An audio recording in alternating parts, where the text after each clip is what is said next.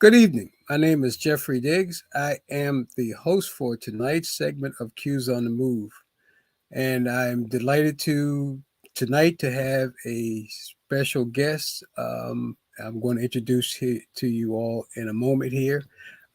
Again, we have these conversations around fatherhood and mentoring every Tuesday night from 8 until 8:30 via Facebook and YouTube. Tonight is going to be strictly about fathers. Not to take anything away from mentoring our young people, but tonight I have a guest that's dear to me. He's been very influential in what I do within the fraternity, and so I'm going to bring him through. But I want to do a quick bit of house cleaning before we get started, so we can rock and roll. Again, we do these every Tuesday night, and as our formal disclaimer, any opinions expressed in our conversation is not necessarily those of the fraternity of Omega Psi Phi fraternity or any organizations we belong to. So therefore, let me go. Tonight, my special guest is a gentleman that I don't know if you've heard this or not, but here in the second district and other places, in the third district where he's from, he's known as the Godfather. He is the brother who's been doing this for a while. He's mentored us in the art of fatherhood and the importance of fatherhood. So with that, tonight I wanted to make sure that we don't have any other conversation other than what fatherhood is about. So with that, I want to present Brother Robert Fairchild that hails from the third district of Omega Psi Phi Fraternity Incorporated, and Brother Fairchild is affiliated with Alpha Omega chapter in Washington D.C.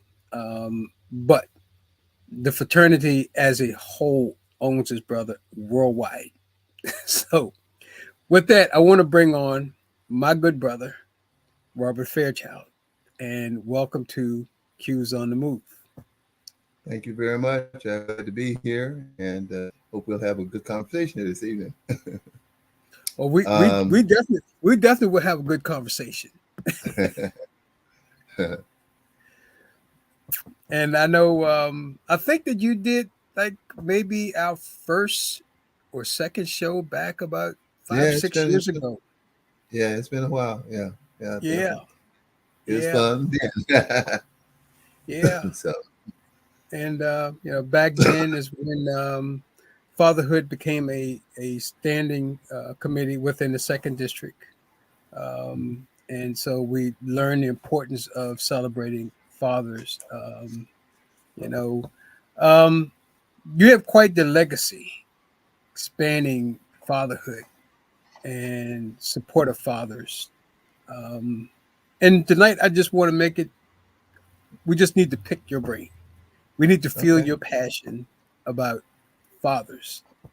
Yeah. And so, the one question is, why is fatherhood important to you? And more importantly, why should it be important to everyone else? Well, that's a very good question. That's a question I always like to ask a lot of men. Just that question in general. But the whole thing, from my point of view, I guess in my life, I didn't. My father was not in my life, and I guess down through the years, I had a little anger about that. But I was still blessed because I had an uncle who really was my father, and he did a super job and with me and made sure that I was on point with everything that needed to be done.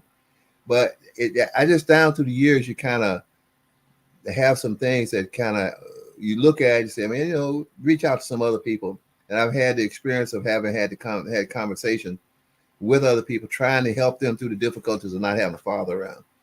And at the same time, it gave me some insight into the thought process of what it means to have a father. And so I kind of, again, I looked back to my uncle because he just would, he was right on point with me and with everything that I needed, uh, appropriate discipline when necessary, which was not much because I didn't, I didn't put myself in harm's way in that case. But at the same time, I still learned to respect and learn to appreciate discipline and what it meant to me. Because even later on in life, as I was growing up and ended up graduating from college and went up in the military, it really became important. And I saw what that whole thought process of having someone above you that can help you out through life, and that really kind of got me started. Uh, we with this whole fatherhood initiative that we're doing now. Uh, Brother Tabidi Boone was working with some other people on fatherhood issues, and I mean he's done that for quite a while. But he was at a meeting with the White House, and the President Obama, wanted to do a fatherhood and mentoring initiative, and was looking for partnership. And so I think he mentioned it to Brother Boone. Brother Boone came back, and somehow we ended up getting hooked up and got together and started talking about it. And then I think the first place we presented it was at Alpha Omega in the chapter I'm in right now, in the third district. And then after that, we made a presentation to the third district itself with a lady from Congressman Danny Davis's office. Talked about it, and then we also took it to the Raleigh Conclave, and we presented to the Supreme Council there. And Supreme Council thought it was a great idea and approved it. And then we put it on the conclave floor through via a resolution, and they finally approved it. And so that's how the thing kind of got birthed out in the fraternity. And then eventually here at this last conclave we had, we worked it to be a mandated program for the whole fraternity. So it's made a lot of progress, and so when you look at this whole thing from my point of view, as a father, trying to do the best I could for my kids, wanting to help other fathers, and that using that kind of as an impetus from my point of view of getting out here and engaging with fathers, talking to fathers, because I see a lot of young men, especially that age group 16 to 24, really having a difficult time in some cases, just to have that coach, especially if they didn't have a father in their life. I just thought about how it affected me when I was growing up. But that's a quick summary of kind of how we got to where we are right now. Well, I want to jump into something that we discussed earlier, and that is the role of fathers and how we've come to this place where, unfortunately, there's some the mindset of some people that children doesn't necessarily need a father figure. That somehow or another that maybe single mom can be all there is. And, and you had some very profound thoughts about that. Yeah, I think I think the good Lord, when He created us, we kind of were assigned some responsibility, and we're made to fall into the role and responsibility. Um, both parties bring a lot to the table for a child, and it's really important that both sides get that. We do the mentoring because in many cases, sometimes there's not a father there. Sometimes that mentoring helps to facilitate that male relationship. Um, I've always said this, and sometimes I know some women will get a little touched by it, but it's not meant to anything to be negative. It's just sort of the way things kind of work out. Uh, it really takes a man to teach a boy how to be a man. Women can raise a boy, and they have done some fantastic jobs in doing that, but they still can't teach a boy how to be a man. No more than I can teach a girl, a woman, a girl how to be a woman. I can't do that. I'm not even trying to do that. So we have a role. We have both parties have a role and responsibility that brings some things stable that makes an individual complete. And as they go throughout life, you don't really appreciate it until you run into some things a little bit later in life. You realize either what you missed or what you didn't get. And I've had conversations with many young men who were reaching out, trying to fill in the blank spaces. I've even had it's interesting having some mothers call up and say, "I need help. Can you help us out?" And I many times the brothers step up quickly and go into that category. So it's really important. That role and responsibility requires And the idea is to kind of fulfill a role. We're better off when life goes down like that. But when it goes sideways and you don't have that person, now that person's got he's got some shortcomings, and then it makes it very difficult for him. You mentioned earlier about the our connection with the Obama administration, and actually, that's where I got a chance to first have my first conversation with you when we got started. And you gave me these four tenets to run the program by, and one of the things that I still live by today that really captured me. It was about celebrating fathers. Mm-hmm. You know, and it's something that we don't understand. It's something that we don't do.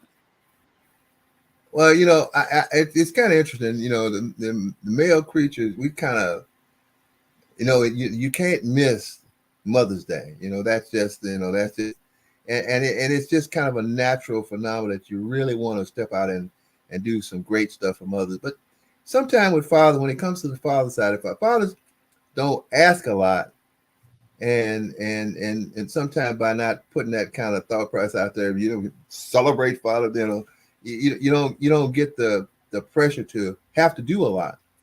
But periodically it's good to say to a father, thank you, you've done a great Yes. job, or it goes a long way towards inspiring us to do better, to be more on point. And so one of the things that you talked about the tenets, one of those tenets is celebration of fatherhood. I want to recognize fathers. A lot of fathers have done some tremendous stuff in helping to raise their kids, and it's important in the family relationship that both parties, the mother gets recognized for the great work she does, and the father also get recognized for the great, because both parties bring something positive to the table. And like I said, and both parties should be recognized for the great work that they do. So that's why one of our tenets, like you said, it's four of them, is celebration of fatherhood. And as we coming up on each year here over the last couple 3 years, we've had this fathers. Let's talk about your sons and have a little interview, and it's an interesting conversation. And we intend to do that same thing again this year around June 18th. So it's a powerful thing when you can say thank you to a father and recognize him for the thing he's done. And what I think it does, it also encourages. You know, I always say men quickly go into the shutdown mode when they don't get the appropriate recognition or something. They just shut down and just go along. Okay, well, I've watched. I know with my wife, I used to. If you didn't do something, she'll ask you to do something. If you didn't do it right, this is you didn't do that right, and you say, okay, how to do it? Okay, well, I'm doing it. Then well, you still didn't do it right. Well, what happens? The guy will automatically say, well, okay, you do it. I'm done. That's a shutdown. And men will do that real quick. Okay, if I can't get it done right, when you do it. And so as a result of that, we see guys kind of walking away sometimes when they really shouldn't be walking away. And it also happens, sometimes I think with kids.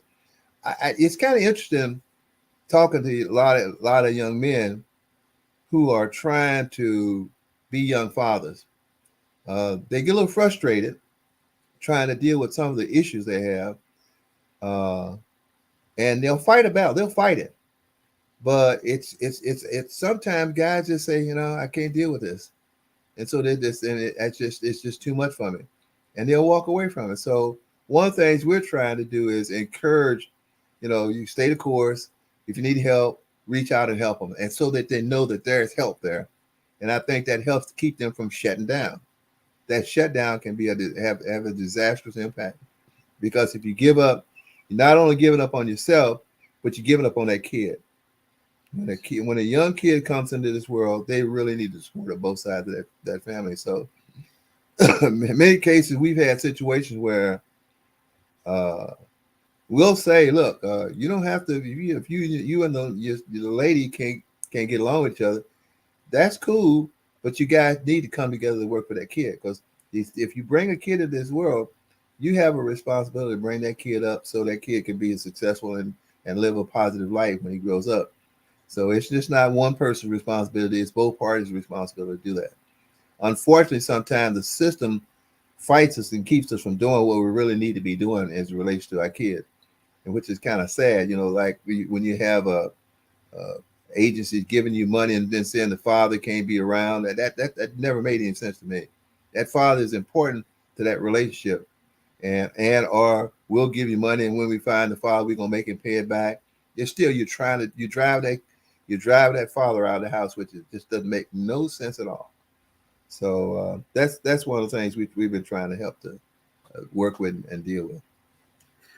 With that being said, um, one of the things that I've always hear you say concerning father, and you mentioned the financial responsibilities and how the government gets involved.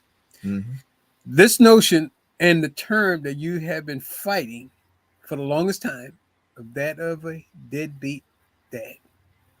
Yeah, definitely take an issue with that, and we've done a lot of pushback on that. We said, no, these guys are not deadbeat; they're dead broke. Not being able to get a job, the frustration you see with a lot of, especially young fathers who are trying to get their stuff together. It's just getting a job that can where they can afford to do whatever it has to do. And sometimes we make big mistakes, and when you can't get the job to do what has to be done, you go out and do something wrong, then you end up in jail, and then that's not good at all. That doesn't solve the problem, because now you really separate yourself from the kid. And so what we have tried to do is reach out, get them, get everything set. I noticed there used to be I don't know if he's still done. I haven't checked here lately, but there was a judge in D.C. Who had a fathering court, and what he would do if a young man were in jail, what he would do, he would reach out to them and say, okay, we'll shorten your tenure going so that you can get out. But when you got out, you got to be a productive citizen. You got to get engaged. And so he'd make an agreement between him and the spouse, so whether it be a spouse or whether it be a mate. So what he would say is, look, both of you guys need to be involved in this kid's life. Okay, so first he'll start off by having to bring the kid to the jail, build a relationship with the father while he's in jail. It does two things. One, to facilitate the relationship. The second thing was to let that kid see this is jail. You don't want to come here. This ain't the environment you want to be in. Okay, that happened. Then the next thing you want to do is to make sure that when that young man comes out of that prison, he can get a job, because that seems to be the thing that really creates a lot of problems. It's just not being able to financially support your family and do what has to be done. In many cases, that's what got you in there in the first place. Um, and then child support. So child support, now if you got a job, but then they set up so that child support is automatically taken out. So you don't have to go through that fire drill of fighting the battle over child support. And that process worked pretty good. I mean, it said if you and the mate can't get along, but you guys can still, as long as you guys work together for the benefit of that kid, that's the most important part. And that was a pretty good program. It's worked out very well. Yeah. And so, having you on, it's just tonight was just for the fact my personal I want to just get your intake on and your feelings around fatherhood, mentoring, what you've learned, what you see done right, what needs to be done. So, um, we got 10 more minutes. Let's just go with whatever it is that you want to put out there. Okay, let me say this. One of the things we kind of learned over time, we put together a program called Future Dads. And then when we first did that Future Dads program, we say fatherhood and mentoring. They really kind of go together, okay? Because, we say father 16 to 24 years. You say 16, you're still a kid. Okay, so 16 to 24, and you're a dad. Okay, you still, and then we say mentoring. Well, fathers need to be mentored too. Okay, so it's really important, especially that 16 to 24-year-old group are the ones that have many difficulties. They're trying to understand what they're supposed to be doing, how And if you didn't have a father in your life, if you had a father in your life, you had sort of an example. But if you didn't have a father in your life, you got to figure, you're trying to figure this out. So what we want to do is have it so that you have the ability to get some help. We try to set things up and try to work through men's group at churches. Sometimes some of these fatherhood relationships are court ordered. Working with social services, working with various, and we set stuff up with chapters. And some chapters have gotten engaged and done some phenomenal work, working through social service to help fathers out and help those young fathers do what they need to do to be successful and understand how they should conduct themselves, relationship, psychological stuff, health wise, all kinds, economic responsibility. If you got to pay your bills, you got to do. There's a lot of things you have to do so that everything works out right for you as a father, being a responsible father, taking care of your family and your kids. So this has been working pretty good for us. And what we're trying to do is we got in this fraternity, we got 750 chapters around the world. And so I just look at the powerful impact that we can have if we get all 750 chapters engaged in working with fathers. We reach out into the community and, we, especially our people, to assist them and help them be better at raising their kids so their kids will grow up and not be thugs out in the street and then go into the prison pipeline, but to be productive citizens. And that the whole father thing helps to facilitate that. So it's important that we insert ourselves and assist. And I think that that's the value that we've been recognized from, even from the Obama administration, and some others have come through and say, thank you for doing this. I've had members of other fraternities and sororities say, hey, man, we really appreciate what you guys are doing with fathers. So it has a powerful impact on filling that gap, filling that blank space in there. And I know from my point of view, I mean, I just get fired up and just excited about trying to help to facilitate that, because it's a hole in the wall that definitely needs to be filled. Absolutely. And like I said, you've certainly helped me out personally, and with my chapter and moving forward and bringing the awareness, the great awareness. And I think one of the greatest thank yous that we ever received was one of our fathers that said, man, he felt like for the first time in his life, I mean, this guy like was in his mid-30s, but he felt like the first time in his life he had big brothers. He had Yeah, people he could come to just to, he could express his frustrations without judgment. yeah. And so he could move forward. I will tell you something that I found about it. There are formalized fatherhood programs out here that are very helpful. But one of the most powerful things I have seen is these sessions where we get together, get a bunch of fathers together, and get in a room in a circle and start talking about their concern. I have seen, the conversation usually starts off real slow. But once you say, well, hey, did you have a father in your life? And then you just ask that question. And all of a sudden, you start getting the comments. But when they start talking, you'll start hearing the wildest things you ever heard in your life. And then you start seeing the tears come, because the frustration is so high, pent up frustration is so high in dealing with this whole thing, because many fathers want to do their job. They want to be in it. But sometimes the frustration level is so high. These guys, sometimes we've had some people that commit suicide because they just couldn't handle it. So it's not something that's taken lightly, but to be in those sessions and watch those comments, just communicating amongst yourself. Because a lot of times a father will have a problem, he'll bring it up. Another father say, oh yeah, I just went through that. Here's how I did it. Stop, problem solved. I mean, that load comes off. You can see that load coming off the person's back. I was in a session 2 weeks ago, and it was powerful. It's just amazing to sit there and listen to men have that conversation and talk, just to be able to talk. So that's why I encourage this thing with churches, men's groups. Anytime you can get the guys together just to sit down and have a conversation, that's a powerful thing. It is a powerful way to communicate the issues and how to It, deal with them. it is. It's therapy, you know, Yeah, and yeah. And that therapy is something that we all need. We find out, hey, we got something pent up in us. We talk about it, and we find out, well, I got it off my chest now, so I don't, you know, as long as it's internally, we sometimes tends to judge ourselves, and Yeah, we judge ourselves harshly. yeah. You know? Like a lot of times you're carrying this around. You're carrying it around. It's like the stress you're carrying around, and Yes.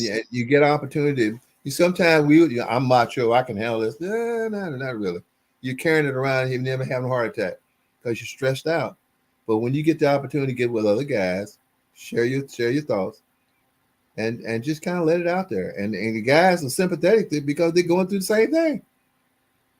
So Yes. it works out very well. I mean, I just I have seen that, and I encourage it. I mean, if anybody listen to this, do it. Okay, this is a powerful thing. Do it. Just do it.